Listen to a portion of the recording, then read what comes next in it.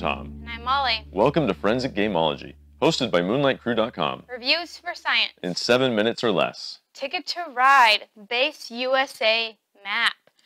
Ticket to Ride is a set collection game involving trains. So you're collecting colored train cards, which you get, you have a handful to start with, and you're collecting them in order to claim a route from Montreal to Saint Marie, for example, needs 5 blacks. So you collect 5 blacks. And you do that in order to, well, you get points for that, but also you get points for connecting different cities, which vary in point value, 7 points to 20 points if you're going across country, or if you're going, from Boston to Washington, it's going to be less points. And so you're trying to complete the most routes or most routes or most destinations.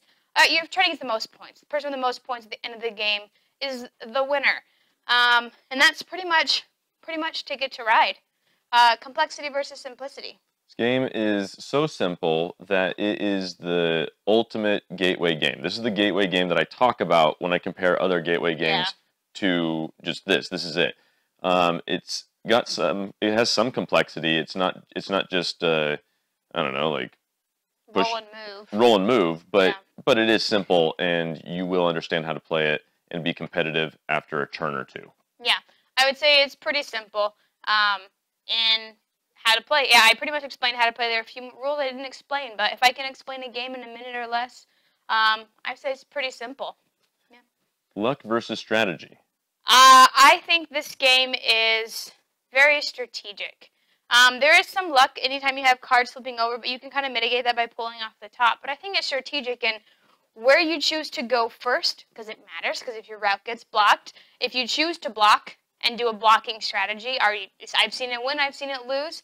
So I think it's really strategic what cards you keep, how many you draw, what destinations you keep. Do you draw destinations in the middle of the game? I think it's pretty strategic in play. This game is strategic. However, sometimes I win this game by the luck of drawing a 20-point route that I've already completed at the end of the game. So later expansions try to mitigate that from happening and try to stop those chances. By only having one long route each person can have, or other ways they've done it where you can just not be blocked, or there's different ways. There's stuff, but that being said, there's a big element of strategy here, which is why I think this is a great gateway game, because it isn't, like we said, it's not roll and move, it's not draw a card and Candyland your way up. You make relevant decisions every single turn. Yeah, that matters to the game. Fun versus boring. This game is super fun. If you were to watch someone playing it, you may think it was boring because everyone's just kind of staring at the board. But that's because there's so much tension. These cards, are they going to be here? I need a blue. There hasn't been a blue this whole time. I have to have one more. Will it be here on my turn? Will the route that I need be taken? There's so much tension in this game. It makes for great decisions, and it makes for great strategies. Like Molly said, should I try and employ a blocking strategy? Should I try to put down the routes that cost 6 trains so that I will get the most points for the most efficient point value? Should I just try to go for a ton of different destination cards throughout the game? Super fun, and I really enjoy it. This is super fun. We had this game for a long time, and then we heard about a tournament that was a little local tournament that was happening, and we were like, oh, we should go and be in that. And then we pulled it out and played it so much. It was super fun. Tom and I can bust this game out in 20 minutes. It's that easy and that quick, and it's super fun. I enjoy it. I ended up winning the tournament. 16 people, 1 winner. That's right. And I got some translucent trains for that, which aren't here, but it's pretty fun. And we since have gotten many more maps. So I think this is super fun, and USA is a fun map. Even though we played it so much, I really enjoy going back to it.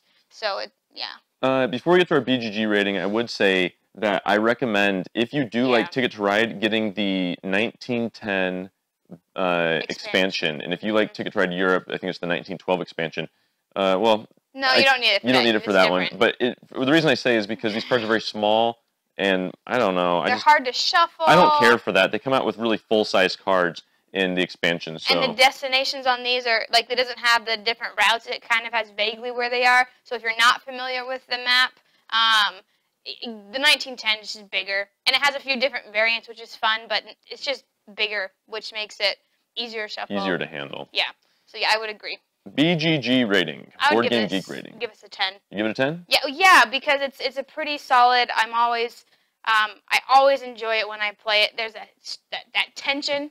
I have some anxiety issues, and sometimes it creeps in, but it's a fun kind of tension because I can generally make my way around or abandon that destination and go on to a new one. So yeah, I would say it's a solid game. This is definitely a 10 out of 10 for me on Board Game Geek. I always suggest it. I always want to play. And it's funny because it's an older game, and it is so simple for Gateway Gamer. And I mean, I'm a guy who likes some complicated games myself, but I tell you what, this is a great game, and I'm always down to play. Yeah, the strategy is pretty complex, even though it is simple.